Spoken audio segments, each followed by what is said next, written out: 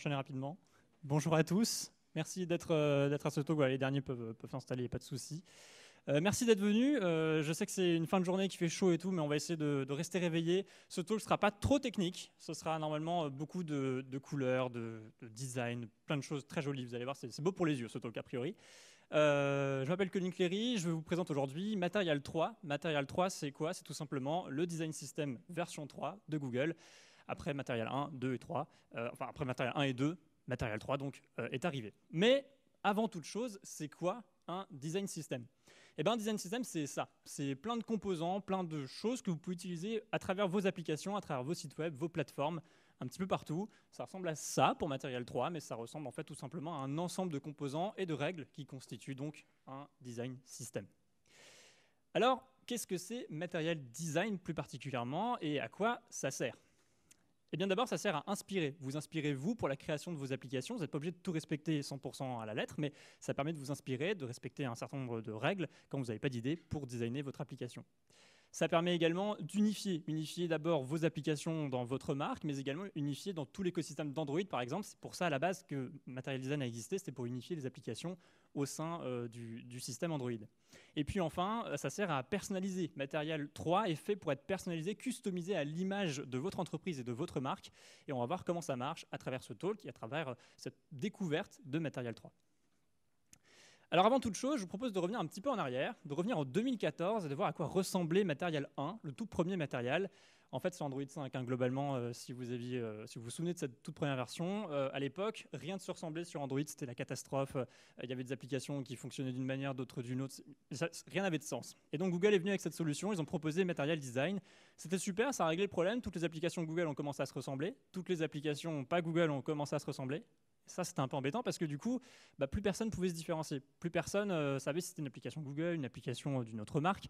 Et donc, pour régler un peu ce problème-là de restriction de la personnalisation, en 2018, une nouvelle version est apparue, ça s'appelait Material Theming à l'époque, qui était en fait Material 2, qui apportait une petite touche, qui permettait une petite touche de personnalisation à Material, qui apportait, par exemple, ici, on voit l'exemple chez Google, ils ont rajouté leur code couleur dans l'interface.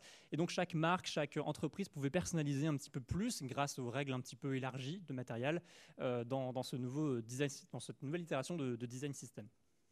Et puis on est arrivé en 2022, donc l'année dernière, Google a présenté sa version d'Android comme chaque année, et avec Material 3 qui a été présenté au grand public sous le nom de Material You. Material You, tout simplement parce qu'on peut le personnaliser à votre image, non pas que à l'image de l'entreprise, mais également à l'image de l'utilisateur. Mais on verra ça dans quelques instants. Pour voir un petit peu l'évolution de Material concrètement dans une application, si on regarde Gmail, on voit donc Gmail avant Material Design, c'était moche. On voit 2014 où on commence à voir voilà, un système un peu plus unifié, puis 2018 et 2022, on voit la progression du design. Donc voilà, comme ça vous avez les bases de Material Design, ce que c'est, pourquoi, comment ça a évolué, où on en est aujourd'hui. Et je vous propose maintenant de regarder un petit peu le style Material Design en détail. Alors le style, je l'ai découpé en 4 sections, qui sont 4 grosses sections. Malheureusement, je ne pourrais pas rentrer dans tous les détails, on n'a que 25 minutes. La documentation est super complète, si ça vous intéresse, je vous montrerai les liens à la fin, bref.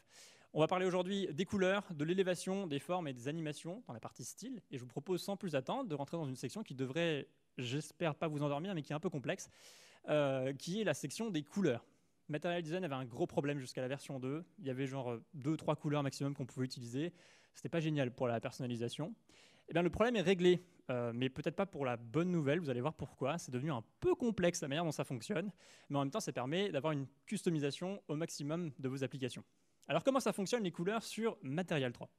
Eh bien, ça fonctionne en 2 grandes familles. La famille des couleurs d'accent et la famille des couleurs neutres. Dans la famille des couleurs d'accent, on a 3 clés primaires, et dans la famille des couleurs neutres, on a 2 clés. Dans la famille donc des accents, on a la clé primaire qui sert pour les gros boutons, les composants clés, les surfaces qui sont les plus élevées de votre application. Il y a la clé secondaire qui sert pour les composants moins visibles, par exemple les plus, les listes, etc. Et puis la clé tertiaire qui, elle, sert à contraster la clé primaire pour des éléments qui sont tout aussi importants, mais qui doivent rester en équilibre avec la clé primaire. C'est un peu subtil, mais vous verrez dans les exemples de manière un peu plus concrète à quoi ça peut servir. Les clés neutres, elles, de leur côté, on a la clé neutre principale qui sert pour le texte principal, et puis la clé neutre variant qui sert pour tous les composants, enfin tous les textes un petit peu moins importants, les sous-titres, les descriptions, etc. Et vous allez me dire, Colin, c'est super, mais tu me dis qu'il y avait beaucoup de couleurs, là j'en vois que 5. Et vous avez raison, il n'y a que 5 couleurs, en plus c'est un peu terne, c'est pas super, mais c'est là qu'intervient le génie Google. On va découvrir ensemble la palette tonale. Alors la palette tonale, pour résumer globalement ce que c'est tout simplement toutes les couleurs qu'il y a entre la version la plus sombre et la version la plus claire de votre clé principale de couleurs. Dans Material 3, Google a proposé de diviser ça en 13 cases, ce qui fait qu'on a donc du 0 au 100. 0, ce sera toujours noir, puisque c'est une saturation, pas de saturation, et 100, c'est sans saturation maximum, donc ça veut dire qu'on a du blanc. Bon, résumé grossièrement, vous avez l'idée. Alors comment on applique ça à notre clé primaire verte, la première clé ici? Eh ben, ça donne ça en palette tonale, et là, vous voyez, on a déjà un jeu de couleurs un peu plus large, un peu plus plaisant, qu'on peut utiliser. Et vous allez me dire, bah, c'est super, mais qu'est-ce qu'on en fait? Où est-ce qu'on met où? Comment on s'en sert? Eh bien, Google a encore pensé à vous, ça tombe bien. Toutes ces familles de couleurs sont déclinées à chaque fois en 4 sous-sections. Vous avez d'abord les bases et les conteneurs. Et sur chaque base, vous avez une couleur que vous pouvez mettre par-dessus. Donc sur la clé primaire, un peu complexe, tout le monde s'accroche. Sur la clé primaire, vous avez la base ici en vert, et vous avez le on primary qui est en fait la version 100 de la clé primaire. Sur le conteneur primaire 90, vous avez la version 10 que vous allez appliquer dessus pour avoir un contraste suffisant. Et donc, en fait, on peut décliner ça. Voilà, vous voyez ici, donc, effectivement, j'avais oublié que j'avais une animation de prévue. Vous avez donc, vous voyez comment ça fonctionne. On utilise la palette tonale pour définir les couleurs. C'est facile et on peut donc le dérouler sur l'ensemble des autres couleurs. C'est un système qui fonctionne bien, mais vous allez me dire, c'est super, mais tu les sors d'où tes chiffres? Comment on les calcule? C'est super compliqué, je comprends rien. Eh bien, vous avez raison, c'est complexe, mais Google a encore pensé à vous. Décidément, c'est fou. Il y a un outil qui existe qui s'appelle Material Builder. Alors, je vais essayer de rentrer un petit peu, on va voir un petit peu à quoi ça ressemble, si j'arrive à vous le montrer. Alors, je crois qu'il faut que je change mon partage, que je me mette en dupliqué. Vous allez voir, c'est un peu technique, mais ça devrait marcher. Tac, je l'avais. Boum. Material Theme Builder, c'est tout simplement un outil qui vous permet de choisir vos couleurs primaires et donc de voir ce que ça donne directement d'une part sur vos applications. Donc ici, on peut changer une des clés d'accent. On peut par exemple dire que notre marque elle utilise un peu plus de rouge. Et vous voyez qu'à chaque fois que je change, ça change toutes les autres couleurs de mon application, de mon design system finalement. Alors si on met une couleur un peu sympa, je sais pas, par exemple un truc un peu rouge, voilà, on voit ce que ça donne sur l'application. Et puis si je descends, on voit le fameux schéma de tout à l'heure avec le primary, on primary, primary conteneur, on primary conteneur. Et on voit donc les définitions. Et on voit en plus un schéma pour le dark theme qui est automatiquement généré. Et donc si on regarde ici que je change ma couleur primaire, on peut voir que toutes les couleurs de l'arbre s'adaptent pour qu'elles maintiennent constamment un contraste qui soit fonctionnel dans toutes les situations et des couleurs qui soient cohérentes entre elles. Alors évidemment, ça ne permet pas d'avoir exactement la couleur de votre entreprise, mais ça permet d'avoir un truc qui soit cohérent, facile à utiliser, vous n'avez pas à vous poser trop de questions, c'est relativement abordable et l'outil est juste ici. Vous pouvez en plus, une fois que c'est terminé, exporter tout ça dans plein de formats différents pour pouvoir les exploiter directement au sein de vos projets. Voilà pour cette partie-là. Alors je vais réétendre mon écran pour continuer cette présentation. Donc ça, c'était pour la partie des couleurs qu'on appelle baseline, c'est-à-dire les couleurs. Hop, est-ce que ça va réapparaître? Non, pas chez vous. Chez moi, oui. Ça va venir. Tac. Bon, on va recommencer la présentation. Vous êtes prêts? Hop. On en était aux couleurs, tout ça. Voilà, c'était la partie un peu compliquée. Je vous rassure, à partir de là, ça devrait être plus simple. Voilà, on en était là. Donc ça, c'est ce qu'on appelle les couleurs baseline, c'est-à-dire les couleurs de base qui ne changent pas de votre application, c'est les couleurs de votre marque. Mais je vous ai dit, Material 3, c'est un peu plus que ça. Material 3, c'est aussi Material You. C'est Material utilisateur, c'est-à-dire ce que votre utilisateur a envie d'avoir comme couleur et pas ce que vous allez choisir. Alors, comment ça marche concrètement? Constamment, le système analyse le fond d'écran, par exemple, de votre utilisateur et va permettre d'adapter les couleurs automatiquement en fonction de s'il a choisi Dark Mode ou Light Mode et de son fond d'écran au sein de l'application. Alors, comment ça marche? C'est assez simple. Sur l'exemple ici, on prend par exemple le fond ici de ce fond d'écran et puis on va générer nos 5 couleurs ici et on retrouve nos 5 clés. Ça, c'est généré automatiquement par Material Design. Pareil, l'outil est disponible en ligne. Et c'est ce qu'on appelle le User Generated, c'est-à-dire que la couleur est générée par l'utilisateur. Donc ça, c'est très chouette. Il y a également le Content Generated pour les couleurs, qui est cette fois-ci tout simplement la même chose, mais avec du contenu, au lieu d'être ce que votre utilisateur choisit, c'est le contenu qui varie la couleur. On peut voir l'exemple ici d'un player de musique, voilà. On peut voir la pochette d'un album. Imaginons, on merge les deux et ça nous fait un player bleu. Tout ça se fait automatiquement grâce aux librairies de matériel. Et donc, c'est ce qu'on appelle le content generated. Donc là, sur l'exemple ici, on voit un mélange de plein de choses. On a du user generated en 1, par exemple. Imaginons que le fond d'écran soit dans les tonalités roses. Et puis ensuite, on a du user generated et du content generated, qui sont affichés au sein de cet exemple de messagerie. C'est une manière d'utiliser ce système de couleurs. Alors, attention tout de même, ça marche dans pas mal de cas, ce content generated, mais il y a des fois où il faut faire attention, des fois il ne faut pas l'appliquer, notamment sur des statuts d'état. Parce que là, ici, on a cet exemple d'application qui liste des compagnies aériennes. Ça marche très bien quand on adapte avec les logos les couleurs, mais ça marche moins bien quand on dit que l'avion est en retard et que c'est en vert. C'est pas très logique, même si le logo de la compagnie est vert. Il y a un moment donné, il faut toujours faire attention quand vous allez utiliser ce content generated et le user generated, que ça corresponde toujours à ce que vous voulez communiquer dans l'application, et donc de ne pas utiliser ou d'éviter l'utiliser quand vous allez communiquer un état de votre application. Voilà, est-ce que vous êtes encore avec moi? Ouais, c'est la partie couleur, c'est la partie un peu chiante. Maintenant, on va rentrer dans la partie de l'élévation. L'élévation, c'est quoi? Eh bien, c'est tout simplement les ombres. Voilà, c'est un mot un peu stylé pour dire les ombres.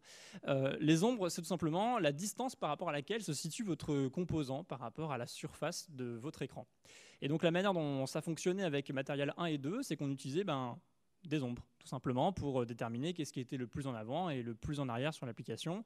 Matériel 3, lui, permet cette fois-ci de faire la même chose, mais avec des couleurs. Alors, ça ne se substitue pas entièrement au jeu d'ombre, on le verra, mais vous pouvez effectivement utiliser les couleurs. Plus votre couleur est sombre, plus vous allez vous retrouver proche de la surface de l'écran, et donc en premier plan, et plus la couleur est claire, plus vous allez vous retrouver loin de la surface, et donc en arrière-plan.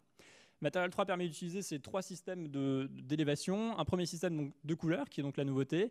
Il conserve en plus le système d'élévation par jeu d'ombre, comme avant, et en plus il permet d'avoir ce système de boîte de dialogue. Ça, on imagine une modale qui s'est ouverte, et on imagine donc le fond qui s'assombrit.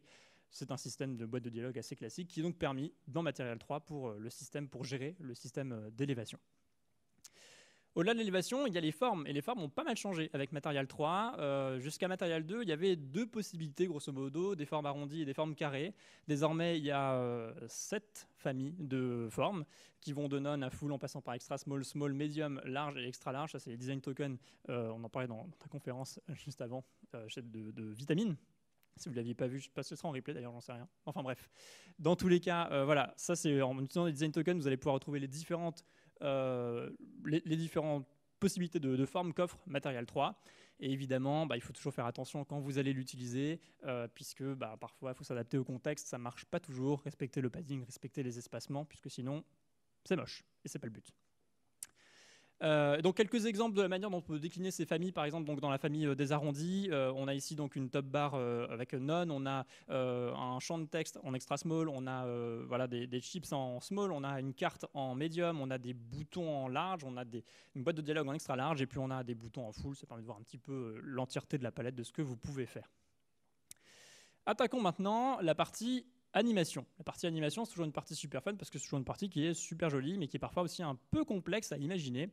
Et Material Design a pensé à vous, puisqu'il y a des guidelines qui existent pour savoir comment appliquer vos animations à votre application.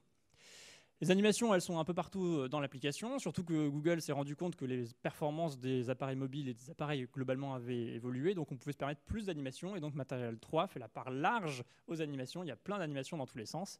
Et un truc qui fait qu'une animation est une animation Material 3 et pas une animation qui sort de votre chapeau, c'est ce qu'on appelle la souplesse ou le easing dans la documentation de Material. La souplesse, c'est tout simplement quand vous allez prendre un vélo dans la rue, vous accélérez avant d'arriver à votre vitesse de croisière. Vous n'êtes jamais directement à votre vitesse de croisière. Et pareil, quand vous allez freiner, sauf si vous prenez un bus en sens inverse, normalement, vous ralentissez avant de vous arrêter. Et je préfère que ce soit le cas pour vous. On voit donc ce principe ici, on voit donc cette souplesse qui est donc affichée à gauche avec cette forme linéaire qui est affichée à droite. Évidemment, on veut de la souplesse, mais Material 3 est encore plus précis que ça, puisqu'on voit ici la différence entre Material 2 et Material 3. On voit qu'on a cette fois-ci un système de souplesse encore plus poussé, encore plus expressif que sur Material 2. C'est un peu plus complexe à gérer, mais ça permet de donner cette expressivité supplémentaire à votre application, et tout ça, c'est documenté directement dans la doc de Material 3. Alors, quelques indications de gestion de ces animations, on peut utiliser ces emphasize easing donc sur des animations qui sont larges et principales dans votre application. Par contre, sur les animations plus petites, on reste sur des animations standards et ça tombe bien puisque Material 3 est fourni avec les deux packs. Vous avez animation en mode emphasized et animation en mode standard, ce qui vous permet d'utiliser les deux en fonction des besoins. En plus de l'expressivité de vos animations, il y a la durée des animations qui est également importante à gérer. On va voir ici un exemple sur lequel il faut se concentrer. On a ici un exemple de ce qu'il faut faire, une animation qui prend un peu son temps. Voilà, on a l'application qui s'ouvre, puis quand elle se referme, regardez ces belles aiguilles qui reviennent en place. Vous allez voir ce qui se passe si on accélère la même animation, juste à droite. Eh ben, c'est beaucoup moins beau, parce qu'on a moins le temps de voir ce qui se passe, ça fait presque brouillon. Alors si vous voulez, je vous remontre, si vous n'étiez pas concentré. Voilà, à gauche, que ça donne avec une animation qui prend son temps, parce que c'est une animation avec emphasize, donc il faut lui laisser le temps. À droite, on a une animation emphasize qui n'a pas le temps de s'exprimer complètement, et donc un truc un peu plus brouillon, un peu plus cheap au résultat. Voilà, ça c'est un petit détail, c'est un détail qui fait toute la différence. La durée des animations est également déterminée en fonction de la surface de l'animation. On voit ici à gauche un exemple d'animation sur une toute petite surface, donc forcément une animation qui sera plus courte. Et on voit à droite, sur une grande surface, une animation qui prend plus son temps, qui est plus expressive parce que la surface est plus grande, si vous avez bien suivi. Au niveau des actions, vous allez également déterminer la durée de vos animations en fonction de l'utilité de l'action. Dans une action d'entrée, par exemple, on peut se permettre une animation qui prend un peu plus de temps qu'en sortie, tout simplement parce que l'utilisateur peut commencer déjà à lire le contenu pendant que l'animation s'ouvre, alors qu'une fois qu'il veut fermer là, typiquement ce menu, c'est qu'il a déjà tout lu, qu'il ne veut plus lire la suite, donc on peut fermer plus rapidement, on n'a pas besoin de prendre notre temps au moment de l'ouverture de cette section-là. Donc voilà, la durée des animations, elle a son importance en fonction de l'action, en fonction de la surface et en fonction de la documentation de Material 3. Les animations, elles sont appliquées également à la navigation. Elles servent à faire la progression de votre utilisateur au sein de l'application, à faire l'usage et à lui montrer que les choses se passent comme prévu.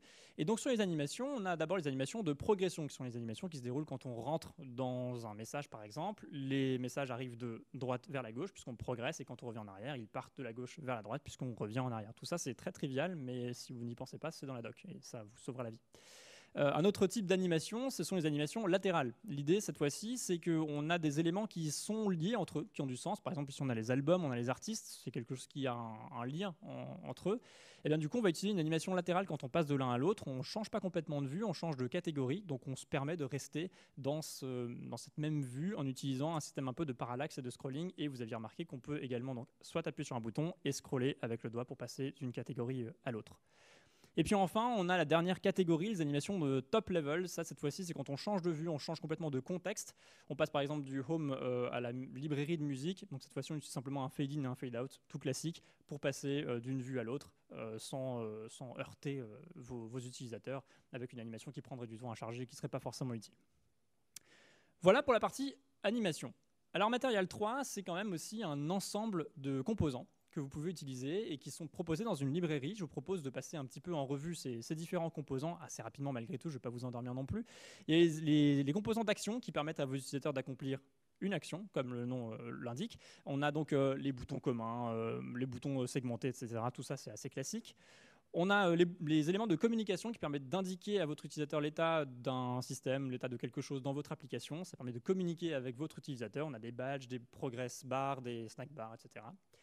On a les éléments de conteneur, qui sont tous les éléments qui contiennent votre contenu, comme son nom l'indique, qui permettent de structurer les informations de votre application. Donc là, pareil, on a tout un ensemble de panels d'outils que vous pouvez utiliser dans votre application en fonction du besoin du moment. Vous avez les composants de navigation, ils sont assez nombreux dans Material 3, il y en a quelques nouveaux, notamment le Navigation Rail qui est assez sympa à utiliser sur des plus petits écrans, sur des écrans de taille intermédiaire, par exemple les nouveaux téléphones pliables, ce genre de choses, ça peut avoir son utilité. Et donc on voit différents systèmes de navigation qui sont proposés par Material 3. On a également les éléments de sélection qui permettent à vos utilisateurs de faire leur choix au sein de l'application. Et donc on a les checkbox, les chips, voilà, tous les éléments classiques de sélection. Alors voilà pour la partie des composants de Material 3. Je n'ai pas eu le temps de regarder combien de temps il me reste. Je crois que je suis à peu près dans la... Il me reste 2 minutes. Alors, j'avais des outils à vous montrer. Je vous les montre très rapidement. Le temps de repasser en mode dupliqué. Il y a des outils qui sont très chouettes pour faire du Material 3 très facilement, parce que vous allez me dire tout ça c'est bien beau, c'est très conceptuel, mais comment on le fait concrètement? Eh bien, comment on fait concrètement? Tout simplement, tac. Donc déjà, je vous ai montré cet outil Material Builder. Vous aviez en plus l'outil dynamique qui va peut-être fonctionner ici, voilà, qui permet de voir comment on utilise des couleurs avec des fonds d'écran, par exemple, dynamiques, comment ça impacte votre application. Et puis donc, il y a évidemment tout un ensemble d'outils qui sont proposés par Google pour vous aider à mettre en place Material 3 dans vos applications. On a donc les outils pour Android, les outils de Jetpack Compose, les outils pour Flutter.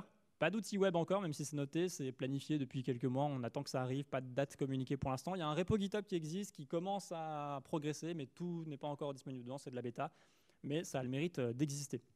Au-delà de ça, il y a également un outil Figma qui existe et qui est super complet. Dedans, vous retrouvez absolument tous les composants de matériel et vous pouvez aller les retrouver. Voilà, on peut aller voir n'importe quoi. Je ne sais pas moi, par exemple, les chips ici qui apparaissent. On peut aller les voir. Et si vous n'êtes pas au courant, il y a un nouveau Dev Mode sur Figma qui est très chouette, qui permet de voir directement comment coder ce que vous voyez dans Figma. Et donc, on voit ici directement sur la droite tout ce qui va vous importer quand vous allez coder votre application ou votre site web, le layout. Et mieux encore, il y a maintenant un plugin qui est directement disponible dans VS Code. Et je retrouve ici exactement le même Figma que j'avais avant. Et je retrouve dans mon VS Code directement le code du composant que j'ai envie d'ajouter, que je peux aller copier-coller directement dans mon code à gauche, ce qui est super chouette comme fonctionnalité. Voilà, j'en ai fini. Si vous avez des questions, je réponds avec plaisir.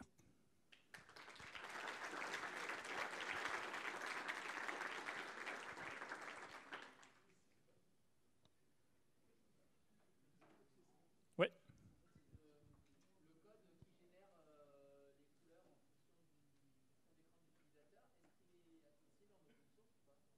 Je crois. Ouais, il est disponible, je pense, dans Jetpack Compose, j'imagine. Je n'ai pas regardé exactement comment ça fonctionne, mais oui, je pense que c'est disponible.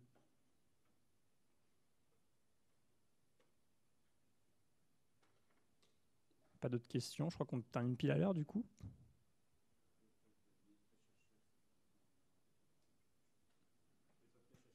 Oui, oui, tout à fait. Oui, exactement. Ouais. N'hésitez pas à me contacter. Je remets, si vous voulez, mes contacts. Voilà, n'hésitez pas à me suivre sur Twitter ou sur Threads, désormais. Voilà, vous pouvez me retrouver. N'hésitez pas à me contacter si vous avez des questions. Je répondrai avec plaisir à ce moment-là. Merci à vous.